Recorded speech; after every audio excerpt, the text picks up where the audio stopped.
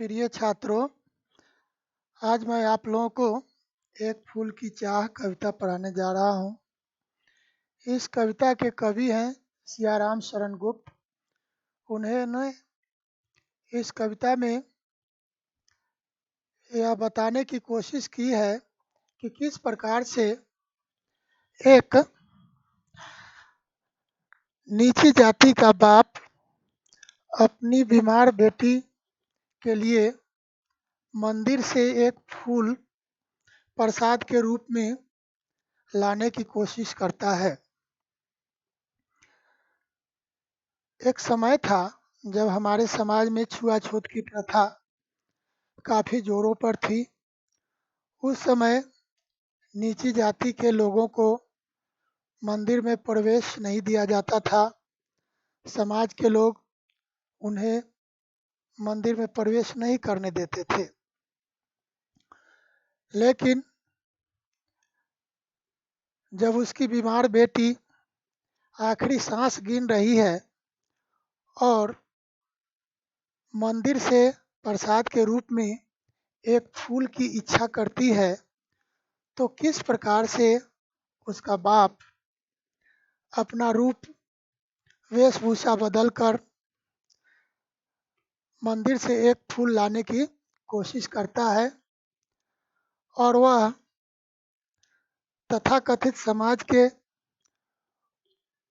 उच्च वर्ग के लोगों के द्वारा पकड़ा जाता है और वे लोग पूरी तरह से उसकी पिटाई करते हैं, जिसके कारण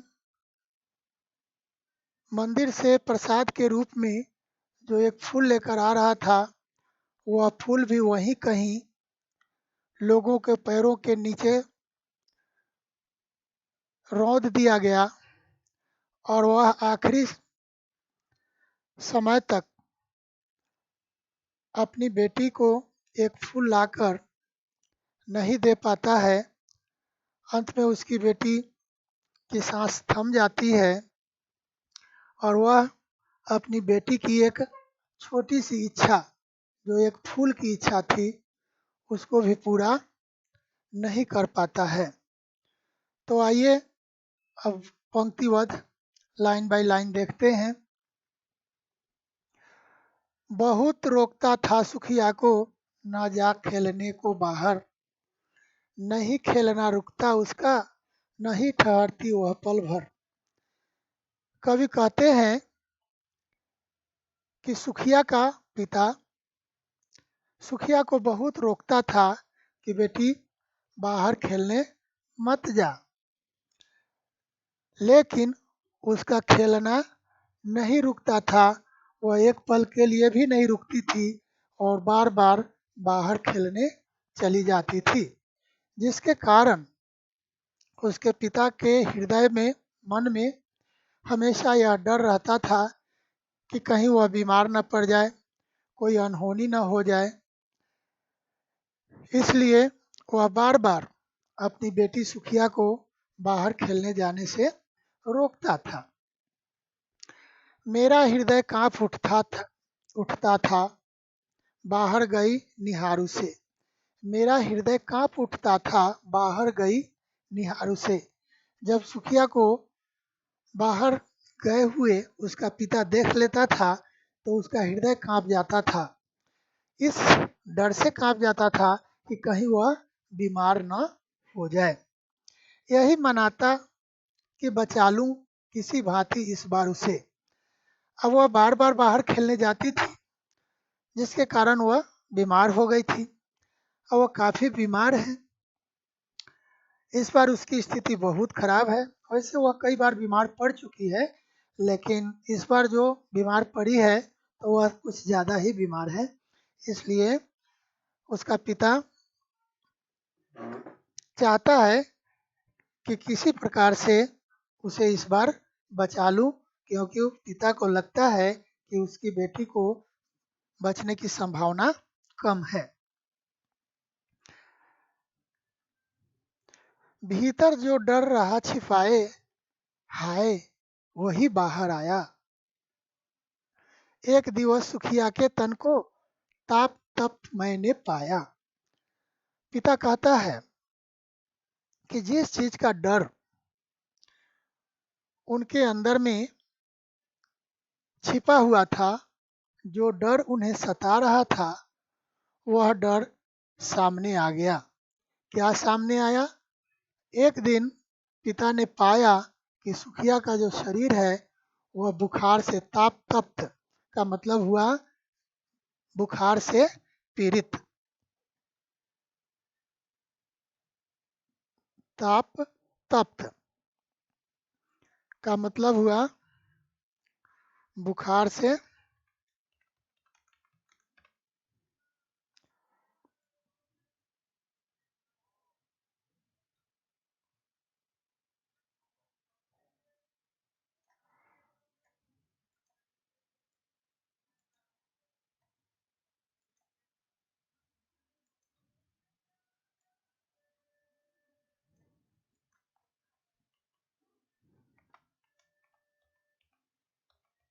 बुखार से पीड़ित। ताप तप्त मैंने पाया। तो सुखिया के पिता ने ऐसा पाया कि सुखिया को काफी तेज बुखार हो गया है।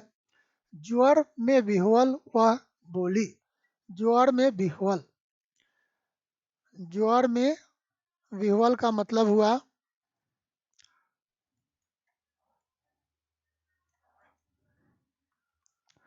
बुखार से व्याकुल। वह बोली। ताप तप्त मैंने पाया।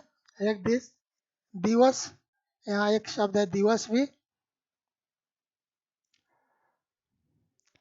इसका मतलब भी मैं लिख दूं।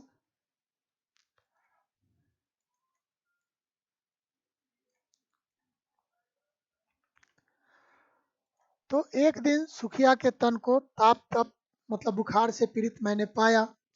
बुखार से व्याकुल, क्या जाने किस डर से मुझको देवी के प्रसाद का एक फूल ही दो लाकर। कहने का मतलब यह है कि पिता ने एक दिन सुखिया के शरीर को बुखार से पीड़ित पाया और क्या जानूं किस डर से ज्वर में विह्वल हो बोली वह, किस डर से बुखार से व्याकुल होकर उसने कहा मुझको देवी के प्रसाद का एक फूल ही दो लाकर। पिताजी, मुझे देवी के प्रसाद का एक फूल ला करके दीजिए। क्रमशः कंठ छीन हो आया, शिथिल हुए अवयव सारे। यहाँ कंठ छीन हो आया, कंठ छीन हो आया मतलब यहाँ लिख देता हूँ,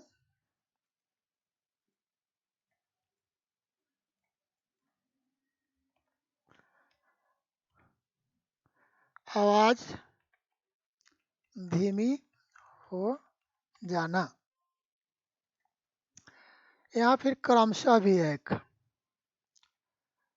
ये देखिए यहाँ क्रमशः लिखा हुआ है।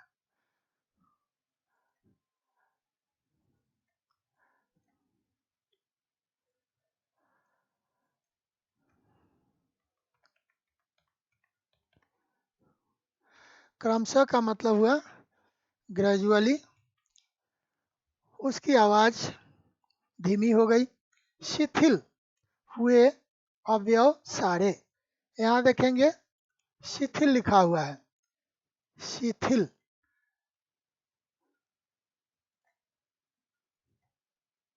का मतलब हुआ इनएक्टिव, उसका शरीर इनएक्टिव हो गया। अवयव,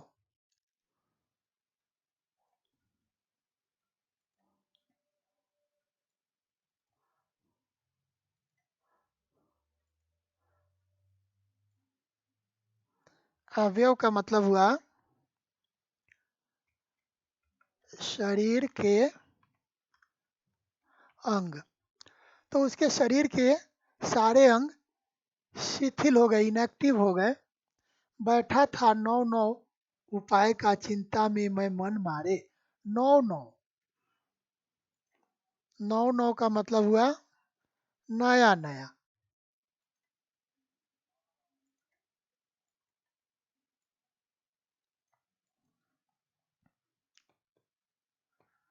नया नया। तो धीरे धीरे क्या हुआ, सुखिया का कंठ छीन हो गया, अर्थात उसकी आवाज धीमी हो गई, शरीर के सारे अंग शिथिल हो गए। अब पिता जो था वह चिंता में मैं मन मारे, कहने का मतलब कि चिंता में मन मारना। मन मारे का मतलब हुआ उदास होना। मन मारे मतलब उदास होकर।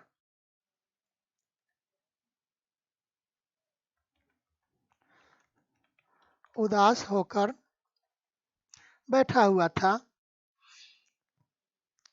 तो इतना का अर्थ फिर देखेंगे। धीरे धीरे सुखिया की आवाज शिथिल हो गई, उस उसके शरीर के सारे अंग भी शिथिल हो गए। पिता बेचारा सुखिया को बचाने के लिए नए नए उपाय के बारे में सोच रहा था। वह उदास बैठा था, जान न सका न प्रभात सजग से।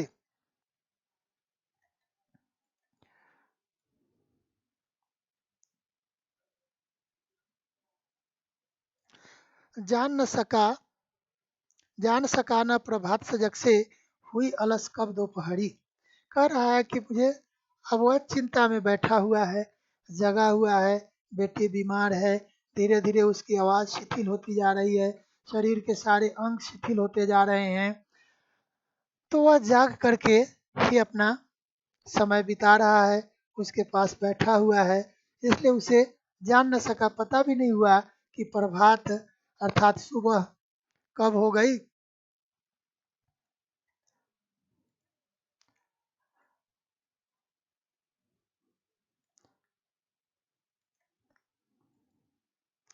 प्रभात मतलब सुबह, सजग अभी मतलब लिख देता हूँ, जागते हुए। तो उसे पता भी नहीं चला जागते हुए कि सुबह कब हो गई। हुई अलस कब दोपहरी,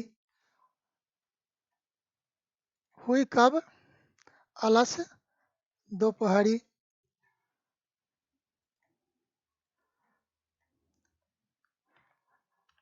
आलस्य भरी दोपहर, पता भी नहीं चल पाया कि सुबह कब हुई और आलस पैदा करने वाली दोपहर कब आ गई। स्वर्ण घनों में कब रवि डूबा, स्वर्ण घनों में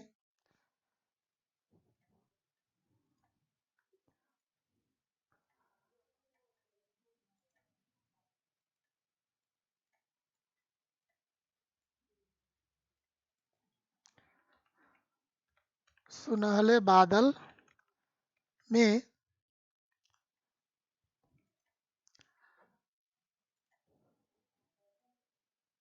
रवि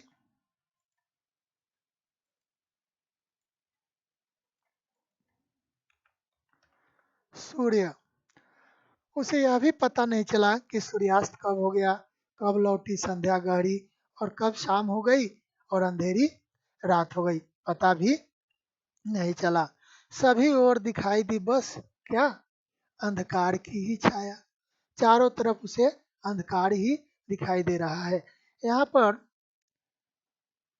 एक विरोधाभास पैदा हो रहा है। आप कहेंगे कि सर रात है और रात में तो अंधेरा ही होता है, तो अंधेरा ही दिखेगा।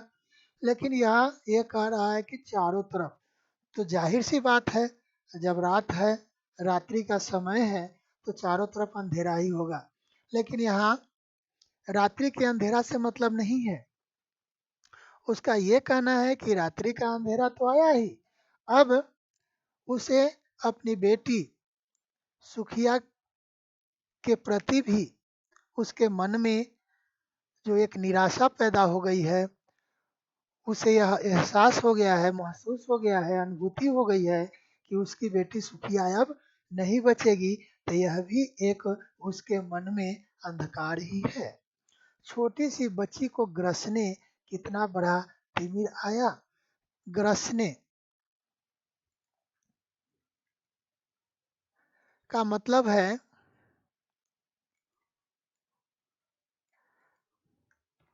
अपने आगोश में लेना। तो छोटी सी बच्ची को यह जो मृत्यु है, यह जो काल है, अपनी अपने आगोश में लेने के लिए आ गया। कितना बड़ा तिमिर आया। तिमिर मतलब अंधकार। तिमिर मतलब अंधकार।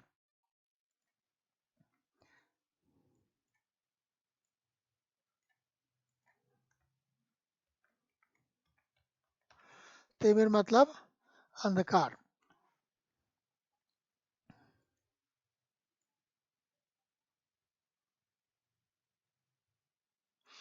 ऊपर विस्तृत महाकाश में, विस्तृत मतलब फैला हुआ, महाकाश मतलब आकाश, फैला हुआ आकाश। ऊपर आकाश फैला हुआ है जलते से अंगारों से।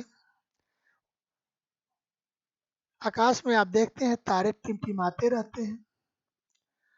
तो ऊपर जो आकाश है उसमें जो टिमटिमाते तारे हैं, वह सुखिया के पिता को ऐसा लग रहा है, ऐसा महसूस हो रहा है कि वह जलते हुए अंगार है। यहाँ अंगार का मतलब लिख देता हूँ।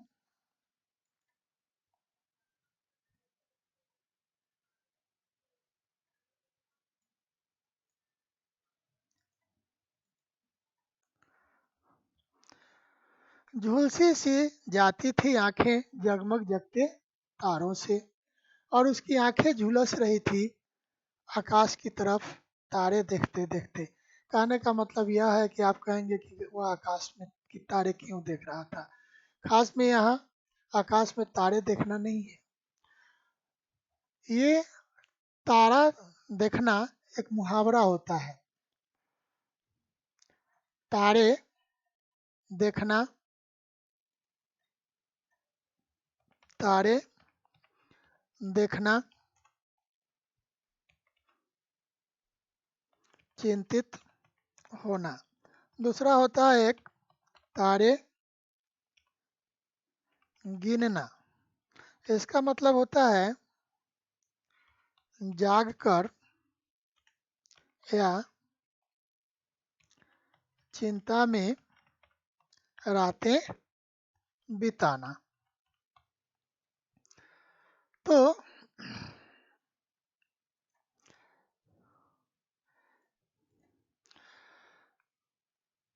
सुखिया के पिता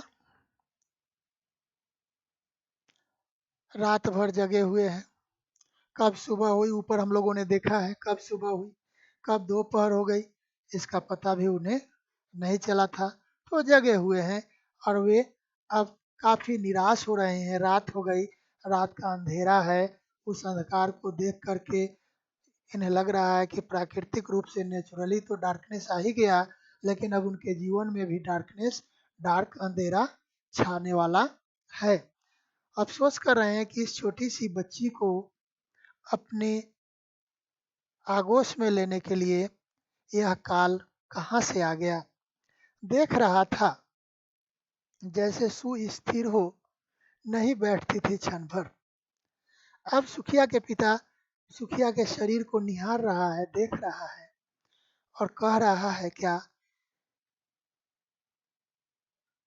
कि कभी यही सुखिया थी जो क्षण भर के लिए भी नहीं बैठती थी। काफी चंचल थी उसकी बेटी। वह हमेशा इधर से उधर चहलकदमी करती रहती थी, चहकती रहती थी चिड़िया की तरह। लेकिन इस समय वह बिल्कुल सुस्थिर हो गई है, एकदम शांत। सुस्थिर का मतलब क्या हुआ? बिल्कुल शांत। तो अभी वह बिल्कुल शांत पड़ी हुई है। हाय वही चुपचाप पड़ी थी, अटल शांति सी धारण कर। अफसोस कर रहे हैं। हाय शब्द का प्रयोग हम लोग तभी करते हैं जब अफसोस करते हैं। तो ये हाय का मतलब कोई खास होता नहीं है, लेकिन यह एक शब्द है जिससे क्या होता है कि हम लोग अफसोस प्रकट करते हैं। अफसोस प्रकट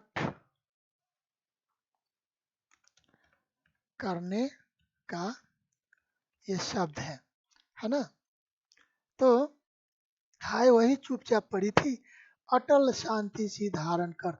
अटल का मतलब होता है न टलने वाला। अटल का मतलब क्या होता है? न टलने वाला। तो वह ऐसी शांति धारण कर ली है कि वह शांति अब टलने वाली नहीं है। तो नहीं टलने वाली शांति उसने धारण कर ली है। सुनना यही चाहता था मैं उसे स्वयं ही उकसाकर, मुझको देवी के प्रसाद का एक फूल ही दो लाकर। तो उसके पिता चाहते थे कि मैं उसको उकसाऊं, उसे जगाऊं, उसके शरीर को हिलाऊं। यहाँ उकसाने का मतलब है शरीर को हिलाकर। चाहता था कि मैं उसके शरीर को हिलाकर उससे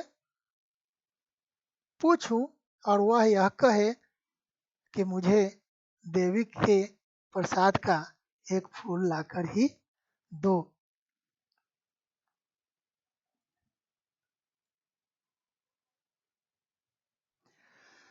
ऊंचे शैल शिखर के ऊपर मंदिर था विस्तीर्ण विशाल।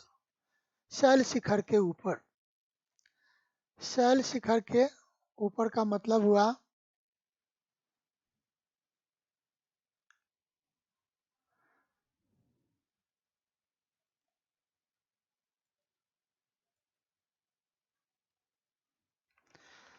पर्वत की चोटी पर। मंदिर था विस्तीर्ण विशाल। यहाँ विस्तीर्ण विशाल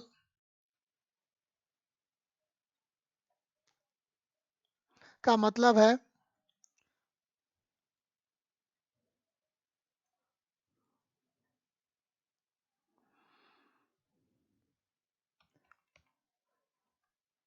विस्तृत रूप,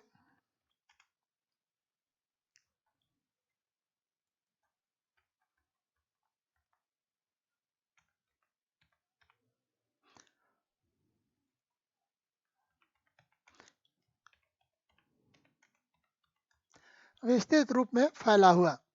तो ऊंचे पहाड़ की चोटी पर एक मंदिर था, बहुत बड़ा मंदिर था, विशाल था, फैला हुआ था। स्वर्ण कलश सरसिज विकसित थे। स्वर्ण कलश सरसिज विकसित थे। इतना का मतलब मैं लिखता हूँ एक ही बार।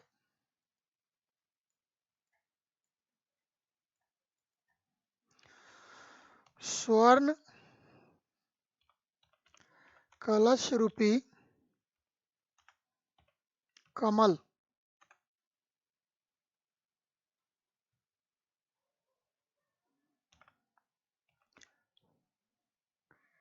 खिल रहा था। यह देखने में अच्छा लग रहा था। पाकर समुदित रविकर जाल। तो यह जो मंदिर के जो गुंबद है, मंदिर का जो गुंबद है, उस गुंबद के ऊपर स्वर्ण कलश लगा हुआ है। तो वह सोना का कलश जो है, जिस तरह से रविकर जाल पाकर, कहने का मतलब कि सूर्य की रोशनी पाकर, सूर्य की रोशनी पाकर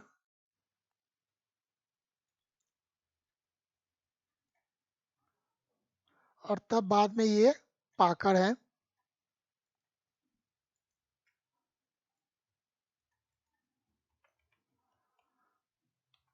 सूर्य की रोशनी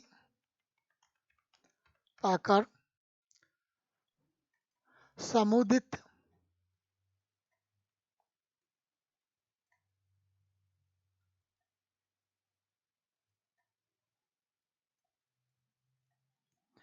का मतलब हुआ प्रसन्नता से, खुशी से। तो पर्वत की चोटी पर विशाल मंदिर था। उस मंदिर के गुंबद पर स्वर्ण रूपी कमल सूर्य की रोशनी पाकर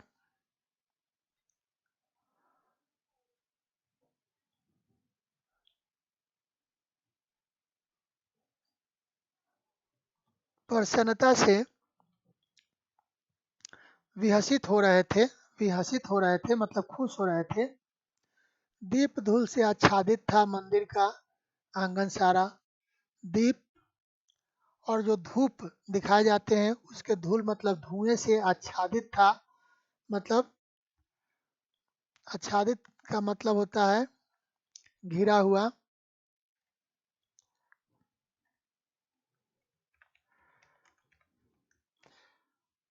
घिरा हुआ था मंदिर का सारा आंगन। मंदिर का सारा आंगन घिरा हुआ था। गूंज रही थी भीतर बाहर मुखरित उत्सव की धारा। और मंदिर में उत्सव हो रहा था, फंक्शन हो रहा था। चारों तरफ खुशियां ही खुशियां थी, सबके सब प्रसन्न थे। तो जिसके कारण उत्सव की धारा फूट रही थी। कहने का मतलब कि चारों तरफ उत्सव का वातावरण था। तो आशा करता हूँ कि आप लोगों को समझ में आएगा। और जो शेष भाग है, जो यहाँ आप ये सब नीचे देख रहे हैं, 2 पेज और है। तो ये जो शेष है इसको मैं अगले ऑडियो में एक्सप्लेन करने की कोशिश करूँगा।